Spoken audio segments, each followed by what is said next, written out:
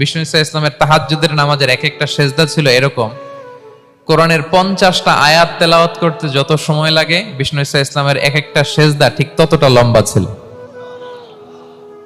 এত দীর্ঘ সময় বিষ্ণু ইসলাম সেজদায় পড়ে থাকতেন। তো বিষ্ণু বলেছেন, তুমি যখন সেজদায় পড়ো আল্লাহর সবচেয়ে কাছে চলে যাও, সো ওই টাইমটাতে দোয়া করো। কি দোয়া করব? বিষ্ণু ইসলাম সেজদায় পড়ে তাসবিহ পড়তেন, সুবহান রাব্বিয়াল আ'লা, সুবহান রাব্বিয়াল আ'লা। এর অর্থটা খুব সুন্দর। এর অর্থটা আপনারা জানেন? সুবহান রাব্বিয়াল আ'লা মানে আমি আমার রবের পবিত্রতা ঘোষণা করছি, যিনি হচ্ছেন আল আ'লা, সর্বোচ্চ, সবচেয়ে বড়। তার চেয়ে বড় কেউ হতে পারে না। আরবিতে আল আ'লা শব্দের অর্থ হচ্ছে সবচেয়ে উঁচু, সবচেয়ে বড়, সর্বোচ্চ, এটাকে বলে আ'লা।